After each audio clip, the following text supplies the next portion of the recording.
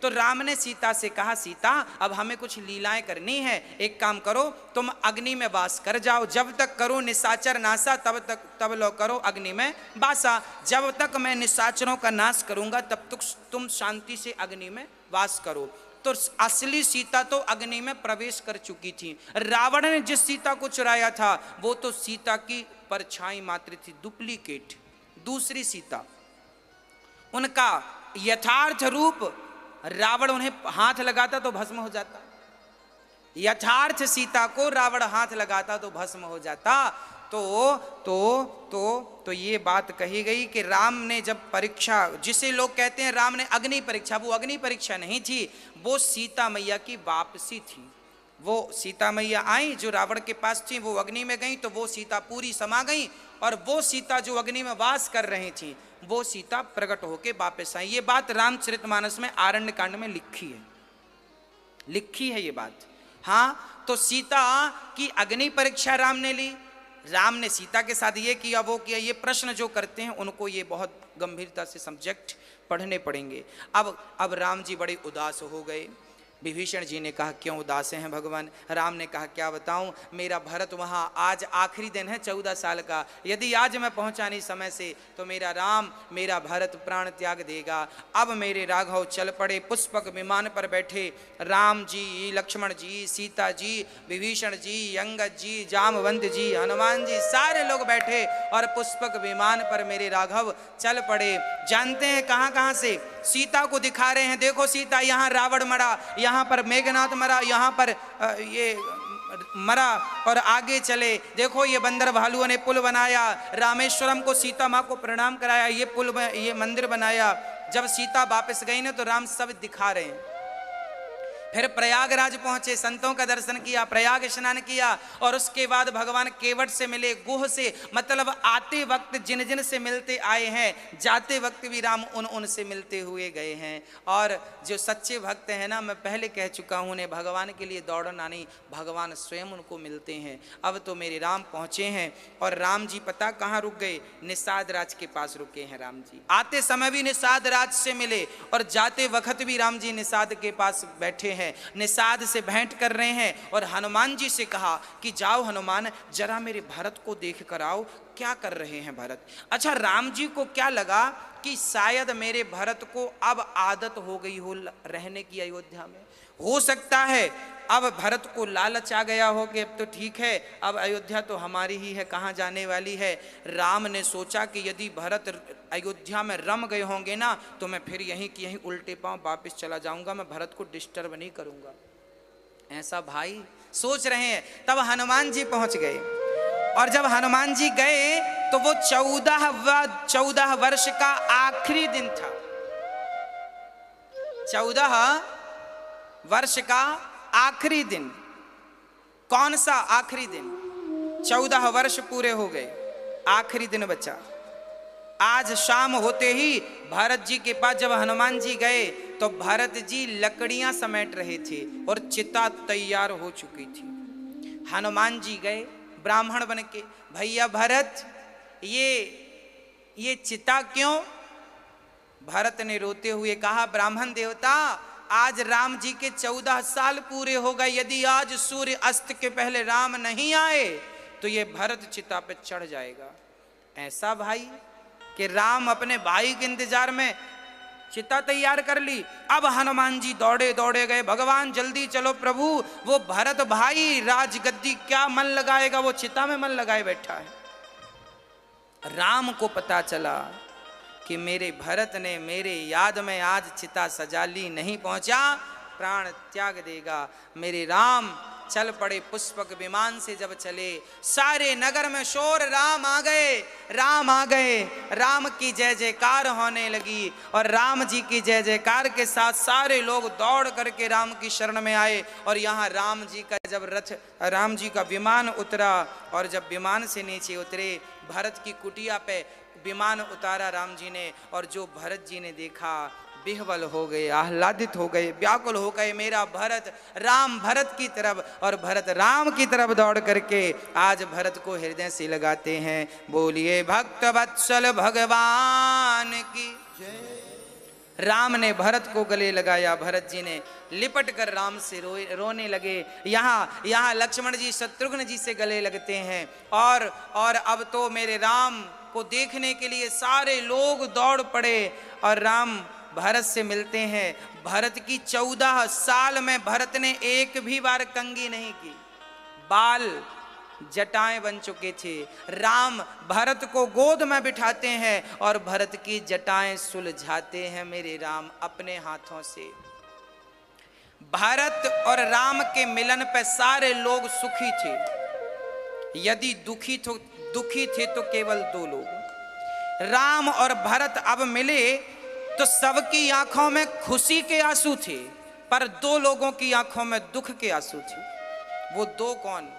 पहले थे विभीषण, दूसरे थे सुग्रीव। सुग्रीव विभीषण ने सोचा राम राम, एक भाई ये है जो भाई के लिए 14 साल यहां दुखी रहा, और एक भाई हम लोग हैं जो अपने अपने भाइयों को मरवा कर उनके सिंहासन पर बैठ गए। एक भाई ये विभीषण जी हैं, एक भाई ये सुग्रीव जी हैं। अब ये दोनों वहां छिप के रोते हैं, हमारा भाई भी जिंदा होता तो हम ऐसे लिपटते। भाई भाई में प्रेम कैसा हो, भरत और राम जैसा हो। हाँ, भरत और राम जैसा हो, इतना प्रेम। क्या भाई होता है? कोई रामचरितमानस में भरत प्रसंग पढ़कर देखे। यदि मैं भाई हूं तो मुझे भरत प्रसंग समझ होना चाहिए, याद होना चाहिए, तब तो मैं भाई का कर्तव्य निभाऊंगा, पूरा करूंगा। भाई का कर्तव्य पूरा कीजिए। और राम जी अब जब सीता माँ और जब वहां सारी माताएं आ गईं और सारी प्रजा मन में सोचने लगी कि जैसे राम भरत से मिले ऐसे हमसे मिलते तो हमारा भी कल्याण हो जाता, तब राम ने एक ऐसी माया रची कि जितने लोग थे उतने राम बन गए और सबको ऐसा लगा कि पहले राम हमसे भेंट कर रहे हैं। देखिए ये भगवान की भगवत्ता ये प्रकट हो रही है। गोस्वामी जी लिख रहे हैं कि उतने राम बन गए जितनी प्रजा थी, मतलब लाखों की संख्या में राम ने अपने रूप बनाए और सबसे मिल रहे हैं। सबको यही लग रहा है कि राम पहले हमसे मिले। सीता जी सारी सासू माँ से मिलती हैं, सबके चरणों में प्रणाम करती हैं और वहाँ पर सीता माँ की बहनें उर्मिला इत्यादि, श्रुति कीर्ति इत्यादि सीता से भेंट करती हैं। सारा परिवार आज आनंद मग्न है और तुरंत राम जी को पालकी पर रथ पर बिठाकर भरत जी चले अवध में और अयोध्या में राम के राज्य तिलक की तैयारी हो रही है। भरत जी ने कहा अब एक दिन की भी देर मत करिए। पिछली बार देर की थी, बात कल पर टाली थी तो 14 साल निकल गए, अब बात कल पर टालेंगे तो कहीं फिर ना कुछ हो जाए। इसलिए भरत जी कह रहे हैं कि हमें तो तुरंत राम को राजा बनाना है। और श्री वशिष्ठ जी को बुलाया गया, 7 समुद्रों का जल बुलाया गया। दशरथ जी की वो राज सिंहासन पर श्री राम जी बैठे हैं और बाजू में श्री जानकी जी बैठी हैं और प्रथम तिलक वशिष्ठ मुनि की ना। आज वशिष्ठ जी ने राज तिलक कर दिया मेरे राम का। और बोलिए सियावर रामचंद्र की। राम राजा बन गए, सीता जी रानी बन गई और राम राज्य चालू हो गया। सारे लोग अपनी अपनी व्यवस्था करने लगे, संभालने लगे। और कितनी बढ़िया व्यवस्था थी, कितना अद्भुत दर्शन था प्रिय भक्तों, कितनी बढ़िया बात थी। राम राज्य कैसा था? आज हम सभी लोग राम राज्य की कामना क्यों करते हैं, कल्पना क्यों करते हैं? दशरथ राज्य की कामना क्यों नहीं करते? कृष्ण राज्य की कामना क्यों नहीं करते? राम राज्य की कामना। इक्ष्वाकु वंशी थे ये, इक्ष्वाकु इतने बड़े राजा थे, रंती देव इतने बड़े इनकी कामना राम राज्य कैसा था? कहते हैं राम राज्य में कोई समय के पहले मरता नहीं था। राम राज्य में ऐसा नहीं होता था कि बच्चे मर जाएं और माँ बाप जिंदा रहें। ऐसा राम राज्य में बूढ़े लोग मरते थे, फिर आदमी बूढ़ा होकर मरता था, पूरी उम्र भोगने के बाद मरता था। वहां कोई बीच में कभी मरता नहीं था, जवान आदमी मरते नहीं थे, कोई बीमार नहीं था, कोई अपाहिज नहीं था, कोई लंगड़ा, कोई अंधा, कोई बहरा नहीं था। सारे लोग हृष्ट पुष्ट स्वस्थ थे। क्यों? क्योंकि राजा जब धर्मात्मा होता है तो प्रजा सुखी होती है। राजा जब धर्मात्मा नहीं होता तो राजा का फिर पाप प्रजा को भोगना पड़ता है। तो राम पवित्र थे तो प्रजा को पावन सुख मिला। राम के नगर में न्याय था, सबके लिए न्याय, कोई किसी के साथ अन्याय नहीं कर सकता था, कानून था, न्याय था, व्यवस्थाएं थी। एक कुत्ते की कहानी मिलती है राम राज्य में न्याय व्यवस्था की। क्या कहानी? एक भिखारी भीख मांग रहा था, तभी कुत्ता उसे देखकर भौंका। भिखारी ने लाठी उठाई और कुत्ते के पीछे 2 लाठियां जमाई। कुत्ते की इतनी जोर की लाठी पड़ी कि उसके पांव में लाठी लग गई, लंगड़ा हो गया। 3 पांव से दौड़ा राम के राज्य में गए। कुत्ता गया, लिखा है ये ग्रंथों में, वाल्मीकि रामायण में स्पष्ट लिखा है। एक कुत्ता राम के पास गया, राम न्याय चाहिए। कुत्ता, इंसानों की क्या कहे, राम राज्य में कुत्तों को भी न्याय मिलता था। ऐसा राम राज्य जहां सबको न्याय था, कोई परेशान नहीं था, किसी से परेशान नहीं था। राम जी आए और राम जी खुद बाहर आए कुत्ता के लिए। क्यों भाई, क्या हुआ? बोले इस आदमी ने हमें लाठी मारी। पूछो क्यों मारा? राम जी ने बुलाया, क्यों भाई इसे लाठी क्यों मारी? बोले हमें भौंक रहा था। राम जी बोले कुत्ता है, वो नहीं भौंकेगा तो क्या तुम भौंकोगे? क्यों मारा? अब बोला महाराज क्षमा कर दो। राम जी बोले क्षमा नहीं करेंगे, तुमने भाई गुनाह किया, सजा मिलेगी। क्या सजा मिलेगी? तब राम ने कुत्ते से पूछा, तू ही बता, तू इसे क्या सजा देगा? तब कुत्ता बोला, इसे फलाने मठ का मठाधीश बना दो। इसे फलाने मठ का, आज की भाषा में कहें तो इसे फलाने क्षेत्र का नेता बना दो। राम जी ने कहा क्यों रे, इसे मठाधीश बना दिया, ये कैसा न्याय है तेरा? तब कुत्ते ने कहा, राम जी पहले मैं भी उसी जगह का मठाधीश था। जब आदमी उस मठ पर बैठता है ना, उस गद्दी पे बैठता है ना, तो अपने आप पाप करना शुरू करता है। और जब ये पाप करेगा तो फिर अगले जन्म में ये कुत्ता बनेगा। और जब इसे कोई लाठी मारेगा तब पता चलेगा कि किसी को लाठी मारने का फल। ये न्याय था राम का। राम ने कहा ठीक है, उसे मठाधीश बना दिया। एक बार क्या हुआ, इसका एक एग्जाम्पल देता हूं। एक बार क्या हुआ, एक सांप को बहुत सारी चींटियां खा रही थी। सांप जिंदा था। आपने देखा होगा, सुना होगा कि सांप को कोई चोट लग जाए, सांप को खून आ जाए ना, तो उसके बाद फिर वो सांप जिंदा नहीं रहता, क्योंकि उसे चींटियां खाने लगती हैं। चींटियां सांप को लग गई, सांप को कहीं चोट लग गई, खून आ गया तो चींटियां लग गई। अब सांप चींटियों से कैसे लड़ेगा? तो चींटियां बहुत सारी, एक सांप को चींटियां लगी थीं, वो सांप तड़प रहा था। वहां से एक साधु जी निकले। साधु से सांप ने कहा, भैया साधु जी, एक पत्थर उठाकर मेरे मुंह पे पटक दो, मैं मर जाऊं। ये चींटियां मुझे तड़पा रही हैं, मैं एक बार में मर जाऊंगा तो तड़प से आजादी मिल जाएगी। अब सोचो, चींटियां किसी को जिंदा खाएं तो कितना दर्द होगा। साधु जी ने कहा कि भैया मैं तेरे ऊपर पत्थर पटक के पाप का भागी, अगले जन्म में मुझे खाएंगी चींटियां, मैं क्यों पाप का भाग बनूं? संत ने कहा, सर्प से, सर्प तुमने जो पाप किया था ना, ये उसी की सजा तुम्हें इस जन्म में मिल रही है। सांप ने कहा, मैंने क्या किया, इन चींटियों का क्या बिगाड़ दिया जो इन्होंने मुझे जिंदा खाया? तब उन साधुओं ने कहा, सुनो, पिछले जन्म में तुम एक नेता थे, तुम नेता थे और पब्लिक का जो पैसा सरकार देती थी ना, तो सबका तुम ही खा जाती थी। पब्लिक का पैसा तुम ही डकार जाते थे। इस जन्म में भगवान ने तुम्हें सांप बनाया और वो सारी चींटियां वो पब्लिक हैं, और वो इस जन्म, पिछले जन्म में उनका हिस्सा तुमने खाया था, इस जन्म में तुम्हारे शरीर का हिस्सा वो खा के पिछले जन्म का हिसाब चुका रही हैं। तो को न काहू को सुख दुख कर दाता, निज कृत कर्म भोग सब भ्रा।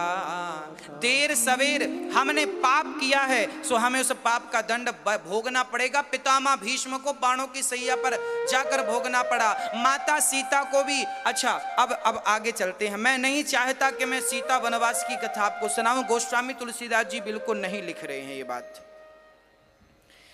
गोस्वामी जी तो केवल इतनी कथा लिख रहे हैं, गोस्वामी जी ने केवल 7 कांड लिखे हैं। हाँ, बाल कांड पहला, अयोध्या कांड, अयोध्या कांड के बाद आरण्य कांड, फिर किष्किंधा कांड, सुंदर कांड, लंका कांड, उत्तर कांड। लवकुश कांड तुलसीदास जी ने नहीं लिखा, लवकुश कांड वाल्मीकि जी ने लिखा है। क्योंकि जो तुलसीदास जी थे ये नहीं चाहते थे, तुलसीदास जी ने नहीं चाहा कि अब मैं राम को सीता से दूर करूं। राम सीता, राम राजा, सिया जी रानी बनी है, ये दर्शन तुलसीदास जी कर रहे हैं। पर वाल्मीकि जी लिख रहे हैं कि प्रजा में बड़ी गलतफहमी हो गई। एक आदमी ने कह दिया, अपनी उस एक बार क्या हुआ, वाल्मीकि रामायण में स्पष्ट लिखा है कि एक आदमी की पत्नी अयोध्या आई थी। वो किसी के घर काम करती होगी, कुछ करती होगी। पत्नी आई तो जब वो अपने गांव वापस जाने लगी ना, तो रात को बाढ़ आ गई, पानी गिरने लगा। वो रात को नदी पार कैसे करे? अब वो महिला अकेली, उस तरफ उसका गांव, इस तरफ अयोध्या, बीच में नदी थी सरयू। अब वो महिला भला सरयू कैसे पार करे? सरयू का पाट बड़ा है, गहरी भी, तैरना भी नहीं जानती थी। तो अब उस नारी को जानते हो, केवट की कुटिया पे, वहां पर एक केवट रहता था जो नाव चलाता था सबको पार। उस केवट के पास वो महिला रात रुक गई कि मैं रात यहां रुक जाऊं। सवेरे जब वो गई पति के पास, तो पति ने कहा रात को कहां थी? तब उसने कहा मैं फलाने की कुटिया पे थी। केवट बोला मैं तुम्हें अब स्वीकार नहीं करता, मैं कोई राम थोड़ी हूं कि रावण के पास सीता थी तो उन्होंने स्वीकार कर लिया, मैं तुम्हें स्वीकार नहीं करूंगा। उस आदमी ने विवाद खड़ा कर दिया। उस आदमी ने सीता पर आरोप लगाए कि रावण के पास रही थी और फिर तो राम ने रख लिया। अब देखिए, आप राम कितने भी अच्छे बन जाइए, पर लोगों का मुंह बंद नहीं कर सकते आप। लोगों ने तो सीता माँ को भी नहीं छोड़ा कहने से, तो हमें और आपको नहीं छोड़ेंगे। इसलिए जो कहते हैं कहने दो। हाथी चला बाजार, कुत्ते लगे हजार, कहने दो, परवाह मत करिए कि लोग क्या कह रहे हैं, आप तो अच्छा काम करते चलिए बस। हाँ, अब राम जी तो नहीं चाहते थे कि सीता का त्याग हो, कुछ हो, परंतु जबरदस्ती पब्लिक अब चर्चाएं होने लगी। जो लोग जहां बैठे चर्चा करने लग जाएं, देखो राम ने सीता को रख ली। एक बार राम जी ही जाकर रूप बदल के सुन के आए कि बड़ी चल रही है चर्चाएं।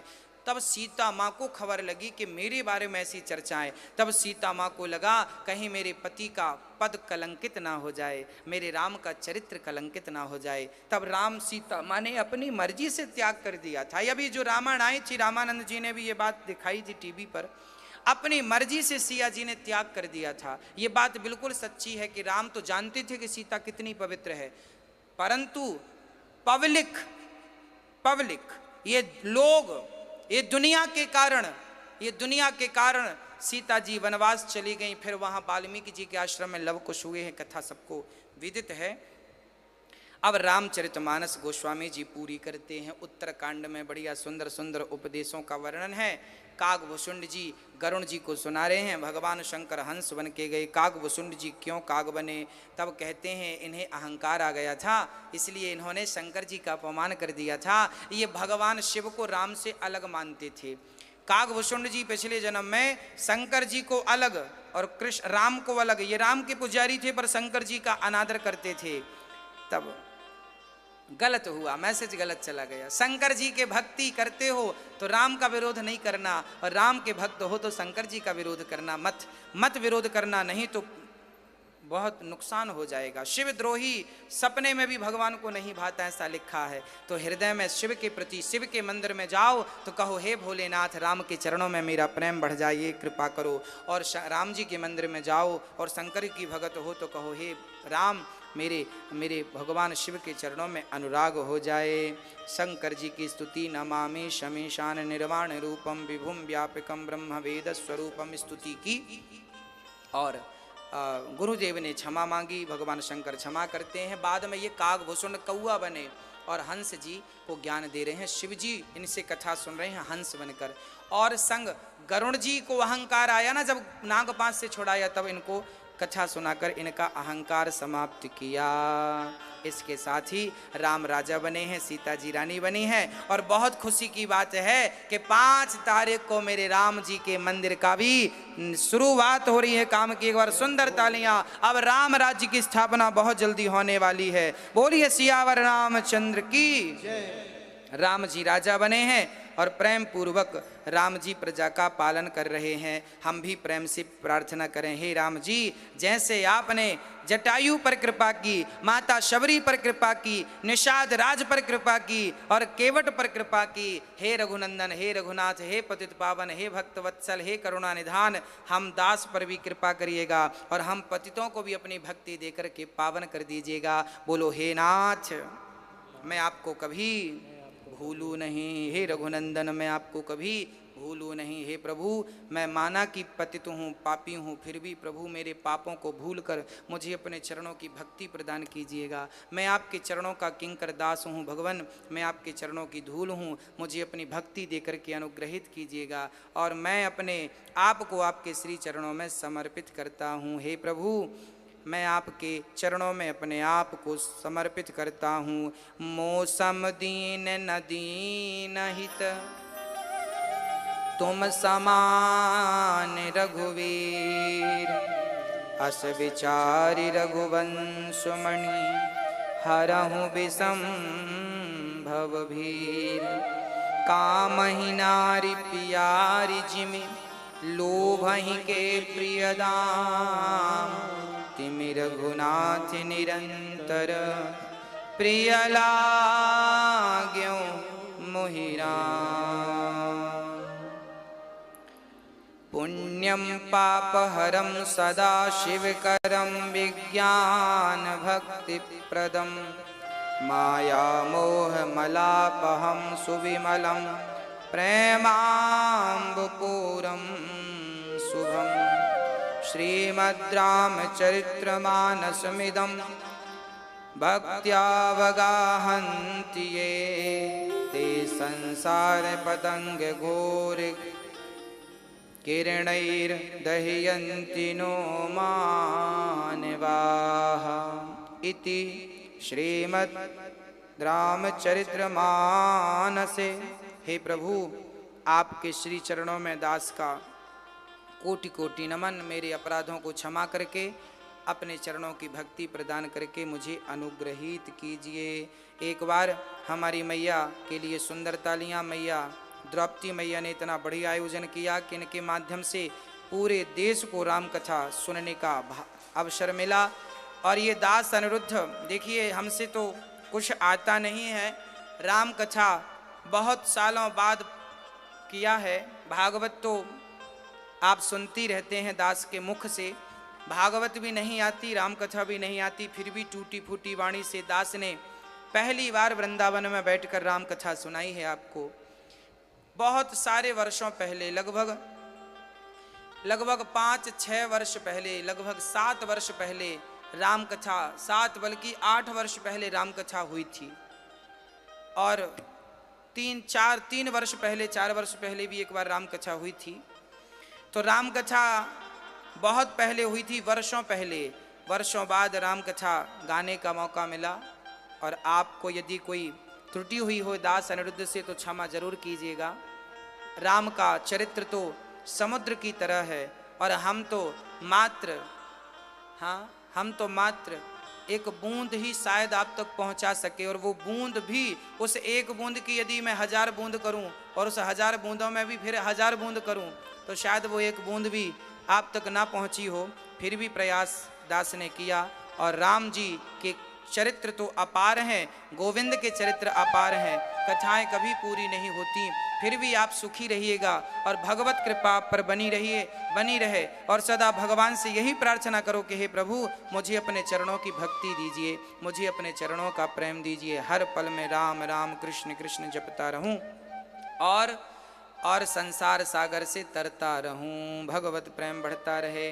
इन्हीं शब्दों के साथ राम कथा को, पावन कथा को पूरी करते हैं और प्रेम से कहते हैं, बोलिए सियावर रामचंद्र की। अनंतानंत भक्त बलवंत संत श्री हनुमंत लाल जी महाराज की। अपने हृदय में राम को राजा बना के बिठाइएगा। 8 तारीख से फिर भागवत की कथा स्टार्ट होगी, लाइव आएगी, देखना ना भूलिएगा। जो यजमान बनना चाहे घर बैठ के ही यजमान, उस कथा में कृष्ण जन्माष्टमी के पर्व की कथा होगी, यजमान बन सकते हैं। कथा परसों से फिर टीवी पे आएगी, आप कथाएं तो निरंतर देखते रहेंगे। और यूट्यूब पर भी कथाएं चल रही हैं, आप यूट्यूब पर भी कथाओं को सुनते रहें, सब तक पहुंचाते रहें। हाँ, आइए प्रेम से कीर्तन करते हैं, आरती में प्रवेश करते हैं। हो सीता राम सीता, हाँ हो पार होगा। हरि ओम। प्रिय भक्तों, आप सभी वृंदावन में अन्न क्षेत्र चल रहा है। आप सभी इस कार्य से प्रकल्प से जुड़े रहें, औरों को भी जोड़ें ताकि और लोगों को लाभ हो। जब आपके बच्चों की जन्मदिन, आपकी शादी की सालगिरह हो तो जरूर अपने योगदान से किसी भूखे को भोजन कराइए। यहाँ अन्न क्षेत्र चल रहा है वृंदावन में। आप जैसा कि टीवी पे देख भी रहे हैं, आप इस अन्न क्षेत्र से जुड़ सकते हैं और जुड़ करके योगदान पहुंचा सकते हैं, अपनी सेवा पहुंचा सकते हैं और अपने जीवन को सफल बना सकते हैं। हाँ, अन्न क्षेत्र की सेवा से जुड़ सकते हैं, सब तक अन्न पहुंचा सकते हैं। आप आइए, अब आरती की ओर चलते हैं। हरि ओम पुनन्तु मादेव जनाः पुनन्तु मनसादियाः पुनन्तु विश्वाभूतानि जातवेदाः पुनीहि माम् अपवित्राः पवित्रो वा सर्वावस्थाङ्गतोऽपि वः यः स्फुरेत् पुण्डरीकाक्षं सवाभ्यन्तरः शुचिः। हरि ओम चन्द्रमा मनसो जातचक्षुः सूर्यो अजायत श्रोत्राद्वायुष्य प्राणस्य मुखादग्निर् अजायत। मन में बसा कर